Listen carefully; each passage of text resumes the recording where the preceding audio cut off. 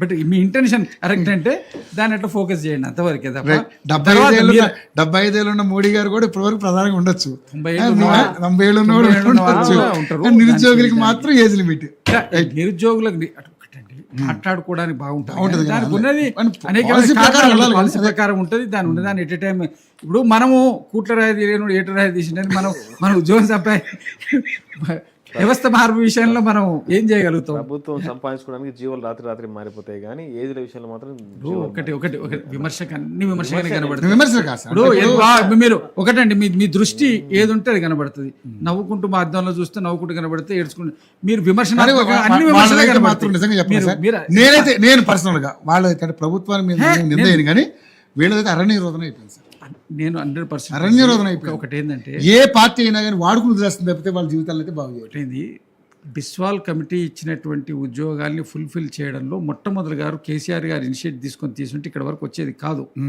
తర్వాత ఎందుకు డిలే అవుతుందంటే వినండి మీరు ఏం ప్రభుత్వం వచ్చింది, టోటల్గా 20వ తారీఖు శాలరీస్ ఇచ్చే ప్రభుత్వం 1వ తారీఖు తెచ్చే వరకు ఇప్పుడు తల ప్రాణం తోకొస్తుంది.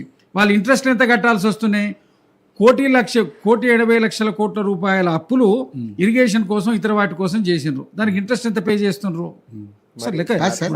ఇప్పుడు ప్రభుత్వం ఈ పరిస్థితిలో ఉందంటే మీరు ఇచ్చిన హామీలు కదా సార్. ఏది ప్రభుత్వం ఇప్పుడు అంటే 20వ తారీఖు ఇచ్చేటువంటి ఉద్యోగ జీతాలు మేము 1వ తారీఖు ఇవ్వడానికి తలప్రాణ వస్తుందంటే మరి మీరు రైతు రుణమాఫీ అని 2,000 కోట్లు ఇచ్చారు.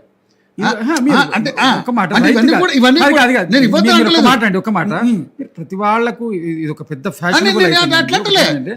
రైతుకు 25-30 లక్షల కోట్ల పైన ఇండస్ట్రియలిస్టులకు వేవర్స్ ఇచ్చిండ్రు. ఇప్పుడు మాట్లాడేందండి ఎవరి డబ్బది? 21 రైతుకి ఇస్తే 2 లక్షలకు ఇంకో 2 లక్షలు అప్పు చేసి పెడతాడు. అది రైతుకి ఇవాళ ఊర్లలో మీరు వినండి, ఇట్లాంటి ఎంప్లాయీస్ వీళ్ళు సిటీలో ఉన్నవాడు ఇబ్బంది, ఊళ్ళలో ఎవరికైనా మనిషి దొరుకుతలేడు 1000 రూపాయలు పెట్టిన. కారణం ఏంది? వాడు ఇవ్వడానికి రెడీ ఉన్నాడు రైతు, వాడు తినకపోయినా భూమి మాత్రం పండించాలన్నటువంటి పట్టుదలతో ఉంటాడు రైతు. రైతును టార్గెట్ చేయొద్దండి, కంపేర్ చేయకండి. రేవంత్ రెడ్డి గారు ఇచ్చిన 22,000 కోట్ల రూపాయలు కూడా ఏం వృధా కాలే. ఇంకా పూర్తిగా ఇంకా 20% ఎంత అది కూడా క్లియర్ చేయమని అడుగుతున్నాను. 20% ఏం లేదు, ఇంక 20,000 కోట్ల రూపాయలు ఉంది కానీ చాలా మంచిది అంతవరకే తప్ప దాన్ని మీరు విమర్శించకండి. ఇవాళ మనకు అన్నం పెడుతుంది. నేను అదే అంటున్నా. ఇప్పుడు మీ టార్గెట్ ఎంత? పూర్తి స్థాయిలో వాళ్ళు రుణమాఫీ చేయాలనుకున్నారు, అది పూర్తి చేయమని. ఒకసారి యూపీఏ ప్రభుత్వం మన్మోహన్ సింగ్ గారు ఉన్నప్పుడు టోటల్ గా అప్పుడు ఇచ్చినటువంటి వేవరు చెప్పాలనుకుంటారా? చెప్పండి. 8లో రామూర్తి ఇప్పుడు మంత్రాలకు సింతకాయలు రాలాయి. అశోక్ నగర్ వచ్చి మీకు ఉద్యోగాలు ఇప్పించే బాధ్యత నాది అని చెప్పినారు. రాహుల్ గాంధీ గల్లా పడితే మాత్రమే ఉద్యోగాలు వస్తాయి. రేవంత్ రెడ్డి మాయ మాటలు చెప్పి మోసం చేసినందుకు రోడ్ల మీద ఉరికిత్తినే తప్ప మీ ఉద్యోగాలు వస్తాయి. ఇంటికో ఉద్యోగం ఇచ్చినందుకు కూడా, ఇంటికో ఉద్యోగం ఇవ్వనందుకు కూడా అల్లాలు పట్టాలి. మరి ఇంటి పంపితే ఒకసారి అయిపోయిందా? ఒకసారి ఓడగొట్టండి అయిపోయిందా? గెలిచే గ్యారంటీ కూడా ఏముంది అంటే ఆలోచన చేయాలి సార్. ఏదైనా మీరైనా వాళ్ళైనా ప్రజలు సార్ అల్టిమేట్, అది అందరికీ తెలుసు. ప్రజలు వాళ్ళు ఇప్పుడు వాళ్ళ గవర్నమెంట్ కంటే మీ గవర్నమెంట్ బాగా చేస్తుందంటే రెండోసారి మీకే అవకాశం రావచ్చు. లేదు బీఆర్ఎస్ బెటర్ అనుకుంటే ఏమో, లేకపోతే బీజేపీ బెటర్ అనుకుంటే ఎవరు చెప్పగలరు సార్. సార్ చూద్దాం ఏదేమైనా. సార్ నేను ఒకటే కోరుతున్నా, రేవంత్ రెడ్డి గారే మళ్ళీ ముఖ్యమంత్రి అవుతారు, వీళ్ళందరూ ఉద్యోగాలు ఇస్తారు, మళ్ళీ సంతోషంగా మనం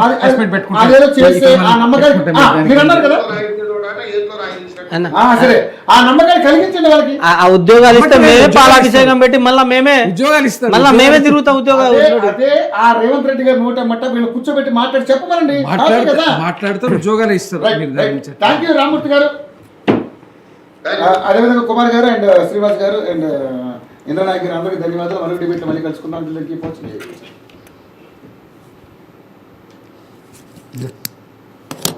ముందు అది తీసుకోండి.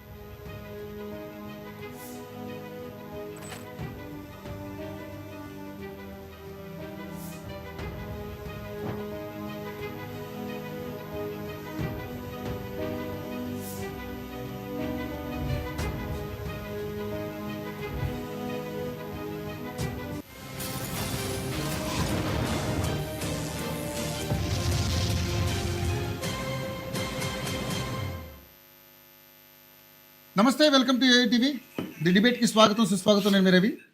తెలంగాణ రాష్ట్రంలో మనకి తెలంగాణ సిద్ధించిన తర్వాత మనం కొట్లాడుకున్నదే నీళ్లు నిధులు నియామకాల కోసం. అది అందరికీ తెలిసిన విషయం.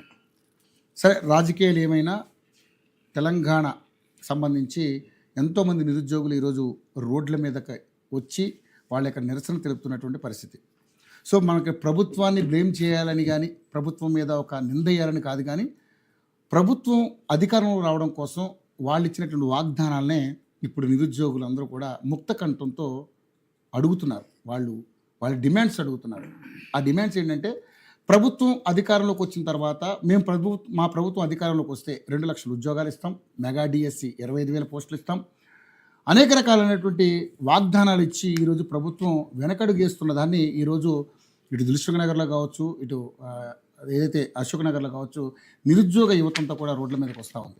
నిన్న కూడా ఒక ఇష్యూ జరిగింది. మెరుపు దాడి అనే కార్యక్రమం నిన్న నిరుద్యోగులంతా కూడా ఏదైతే అశోక్ నగర్లో చేయడం జరిగింది, దిల్సుఖ్ నగర్లో చేయడం జరిగింది. సో దానికి కారణం ఏంటంటే, ఇక్కడ పోలీస్ శాఖకి సంబంధించి 19,000 పోస్టులు ఖాళీగా ఉన్నాయి. దీనికి సంబంధించి డిఎస్పీ గారి ఒక వివరణ కూడా ఇచ్చారు. ఏదంటే అది 2016, 2018, 2022 నాటికి దాదాపుగా 48,000 పోస్టులు వాళ్ళు భర్తీ చేయడం జరిగింది. సో 2023లో కాంగ్రెస్ ప్రభుత్వం అధికారంలోకి వచ్చిన తర్వాత ఇప్పటి వరకు పోలీసులకు సంబంధించిన శాఖకు సంబంధించినటువంటి ఒక్క పోస్టు కూడా వాళ్ళు భర్తీ చేయలేకపోయారు. సో దానికి సంబంధించే ఈ పోలీస్ కానిస్టేబుల్ కానీ ఎస్ఐ పోస్టులకు సంబంధించి నిన్న నిరుద్యోగులంతా కూడా రోడ్ల మీదకి వచ్చి వాళ్ళకి నిరసన తెలిపారు. చాలా భారీ ఎత్తున తెలిపారు. అది సడన్గా జరిగినటువంటి అంశమేం కాదు, వాళ్ళు ఎప్పటి నుంచో అనుకున్నారు. కానీ ప్రభుత్వం మీద ఎంత ఒత్తిడి తీసుకొచ్చినా కూడా దీని మీద ఎటువంటి నిర్ణయం కూడా ప్రభుత్వం తీసుకోవడం లేదు. మరి నిరుద్యోగులు వాళ్ళ బాధల్ని ఈ ప్రభుత్వం పట్టించుకుంటుందా లేదా అంటే దానికి సమాధానం నిరుద్యోగులైనటువంటి వాళ్ళే రోడ్ల మీదకి వస్తున్నటువంటి ఆ నిరసన ద్వారా మనకు అందరికీ తెలుస్తూ ఉంది. ఇదే ఎల్బీ స్టేడియంలో మన ముఖ్యమంత్రి రేవంత్ రెడ్డి గారు చెప్పినటువంటి వ్యాఖ్యలు ఏంటంటే, దాదాపుగా అంటే 5,000 ఎల్బీ స్టేడియంలో దాదాపు 12,000 పోస్టులు ఖాళీగా అంటే భర్తీ చేశారు. భర్తీ చేశారు 12,000 పోస్టులు అప్పుడు భర్తీ చేశారు అని చెప్పడం జరిగింది.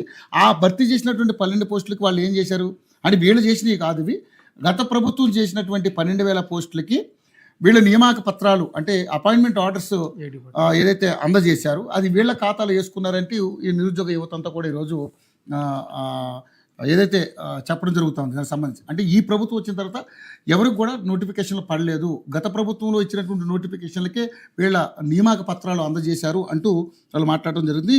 మొన్న జరిగినటువంటి ఒక కాన్క్లేవ్లో ఇదే మన ముఖ్యమంత్రి రేవంత్ రెడ్డి గారు 5,000 పోస్టులు త్వరలోనే భర్తీ చేయబోతున్నాం అని చెప్పేసి కూడా ఆయన వాగ్దానం చేశారు. ఆ వీడియోలు కూడా నెట్టింట ఉన్నాయి, అవి మీరు చెక్ చేసుకోవచ్చు. సో మరి ఏంటి, మరి 5,000 పోస్టులు ఎక్కడంటూ ఈరోజు నిన్న వాళ్ళు దిల్సుఖ్ నగర్లో ఒక ఇష్యూ అయితే చేశారు నిరుద్యోగులంతా కూడా. మరి ఏంటి ఆ 5,000 పోస్టులు మరి ఎప్పుడు భర్తీ చేస్తారు ఏంటి అనేది అది కూడా ఒక క్వశ్చన్ మార్కే. సో దానికి సంబంధించి ఈరోజు మనతో పాటు మాట్లాడడానికి నిరుద్యోగ యువత ఇంద్రనాయక్ అండ్ కుమార్ గారు మన స్టూడియోలో ఉన్నారు. అదేవిధంగా కాంగ్రెస్ పార్టీ నుంచి సీనియర్ నాయకులు జనరల్ సెక్రటరీ అయినటువంటి కష్బా శ్రీనివాస్ గారు కూడా మనతో పాటు ఉన్నారు. ఆన్లైన్ అందుబాటులో ఉన్నారు బీఆర్ఎస్ సీనియర్ నాయకులు, ఎమ్మెల్యే కంటెస్టెంట్ చేసినటువంటి వ్యక్తి మన బొమ్మెర రామూర్తి గారు కూడా ఉన్నారు. ఆయన కూడా అడుగుదాం, మరి మీ అందరిని అడుగుదాం, మరి నిజంగానే గత ప్రభుత్వంలో వచ్చినటువంటి పోస్టులకి వీళ్ళు అపాయింట్మెంట్ ఆర్డర్లు ఇచ్చిన మాట వాస్తవమా, లేకపోతే వీళ్ళే ఈ ప్రభుత్వం వచ్చిన తర్వాత ఏదైతే కోట్లు మన ఏదైతే ఉద్యోగ నియామకాలు వీళ్ళే ఇచ్చారా, ఎన్ని పోస్టులు భర్తీ చేశారు, లేకపోతే దాదాపు 2 లక్షల ఉద్యోగాలు ఇస్తామన్న దానికి మరి నోటిఫికేషన్లు ఎన్ని ఇచ్చారనేది మరి ఏంటనేది వీళ్ళతో మాట్లాడి తెలుసుకుంది. ఎందుకంటే ఇక్కడ ప్రభుత్వం వాగ్దానం చేసిన దాని గురించే వీళ్ళు ఫైట్ చేస్తూ ఉన్నారు. మరి ప్రభుత్వం దానికి ఏ సమాధానం చెప్తుంది అనేది ఒకసారి మాట్లాడదాం. ఈ డిస్కషన్లో అందరితో మాట్లాడి తెలుసుకుందాం. అందరికీ నమస్కారం అండి. కుమార్, ఇప్పటికే చాలా డిబేట్లు చేసాం మనం. సో మరి నేను ఇంట్రడక్షన్లో ఏదైతే మనం ఈ సబ్జెక్ట్ మీద తీసుకుందాం, వేరే సబ్జెక్ట్కి వెళ్ళొద్దు మనం. ఈ 5,000 పోస్టులు ఇస్తారని, 5,000 పోస్టులు త్వరలోనే భర్తీ చేస్తామని చెప్పి ముఖ్యమంత్రి రేవంత్ రెడ్డి గారు చెప్పినటువంటి ఆ వ్యాఖ్యలకి మరి ఆ ఆ పోస్టులు అనేవి మీకు భర్తీ అయ్యాయా లేవా ఏంటి, అసలు దాని మీద ఏం వివరణ ఇద్దాం అనుకుంటున్నాం మీరు? అన్న, ఈ కాంగ్రెస్ పార్టీ అధికారం వచ్చింది మా నిరుద్యోగుల వలన. ఇవాళ 2 లక్షల ఉద్యోగాలు ఇస్తామని చెప్పేసి మేనిఫెస్టోలో పెట్టి అది కూడా మొదటి ఏడాదిలో ఇస్తామని చెప్పేసి చెప్పింది. మేమేమనుకున్నాం భారీ ఎత్తున ఉద్యోగాలు వస్తాయి అనే ఉద్దేశంతో చాలామంది నిరుద్యోగులు, దాంట్లో భాగంగా మా ఇంద్రనాయక్ లాంటి వాళ్ళు చాలామంది బస్ యాత్రలు చేసి ఇవాళ ఈ కాంగ్రెస్ పార్టీని అధికారంలో తీసుకొచ్చి కూర్చోబెట్టినాం. కూర్చోబెడితే మాకు ఉద్యోగాలు వస్తాయి, అదేవిధంగా మా జీవో 46ని కూడా రద్దు చేస్తామని చెప్పేసి స్వయాన ముఖ్యమంత్రి గారే హామీ ఇవ్వడం, దాని తర్వాత కోమటిరెడ్డి గారు కూడా చెప్పడం, చాలామంది ఎమ్మెల్యేలు, మంత్రులు, శ్రీధర్ బాబు వీళ్ళందరూ చెప్పడంతో మేము బస్ యాత్రలు తీసుకొచ్చి అలా కాంగ్రెస్ పార్టీని గద్దెనెక్కించాం. ఇదే జీవో 46కి సంబంధించి ఎస్ఐపిసి పోలీస్ అభ్యర్థులకు సంబంధించిన విద్యార్థులు, నిరుద్యోగులే ఇవాళ బస్సు యాత్రలు చేసేసి ఈ కాంగ్రెస్ పార్టీని గద్దెనెక్కితే ఇవాళ ఆ కానిస్టేబుల్ పోస్టులు గ్రామీణ స్థాయిలో ఎట్లుందంటే నువ్వు ఏమవుతావు రా కొడక అంటే చిన్నప్పటి నుంచి ఒక నాటుకుపోయేది ఏంటంటే మేను పోలీస్ అవుతా అంటాడు. గ్రామీణ స్థాయిలో ఎవరైనా అడిగితే ఏమంటారు, ఇప్పటికే అడగండి ఏ పోరగాడంటే పోలీస్ అవుతా అన్నాడు. ఆ నాటుకున్న దానికి ఈ ప్రభుత్వాలు వచ్చిన తర్వాత ఒక్క నోటిఫికేషన్ కూడా ఇవ్వలేదు. దాదాపు 4 సంవత్సరాలు అవుతుంది.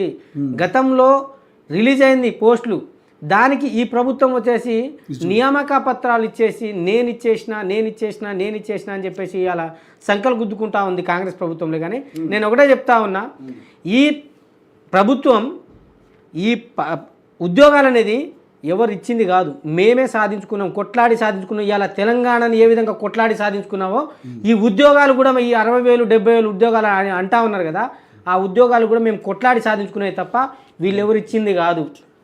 అదేవిధంగా ఇవాళ ఉద్యోగం అంటే వీళ్ళేదో మేము జీతాల కోసం వీళ్ళు ఉద్యోగ కల్పన అని చెప్పేసి మాట్లాడుతూ ఉన్నారు. ఉద్యోగం అంటే బ్యూరోక్రాట్స్ అన్నా. ఇలా ఏ రాజకీయ నాయకుడికి దగ్గర పనిచేసేటోడైనా ఒక ఐఏఎస్ అధికారి కానీ, గ్రూప్ అధికారి కానీ, ఇలా సర్పంచ్ దగ్గర ఒక పంచాయత్ సెక్రటరీ కానీ, ఎంపీడీఓ దగ్గర ఒక ఎంపీపీ దగ్గర ఒక గ్రూప్, ఇలా మంత్రుల దగ్గర ఐఏఎస్ అధికారులు కానీ, ముఖ్యమంత్రుల చీఫ్ సెక్రటరీ, సీనియర్ ఐఏఎస్లుగా పనిచేస్తూ ఉన్నారు. వీళ్ళు చెప్తేనే వీళ్ళు పనిచేస్తారు. కానీ ఉద్యోగస్తులను వీళ్ళు ఇవాళ ఉద్యోగం అంటే వీళ్ళు ఏమంటున్నారు, ఏదో జీవనోపాధి కోసం మేము ఉద్యోగ కల్పన చేస్తామని చెప్పేసి మాట్లాడుతూ ఉన్నారు. ఇవాళ ఉద్యోగాలన్నీ పూర్తిగా భర్తీ ఉంటేనే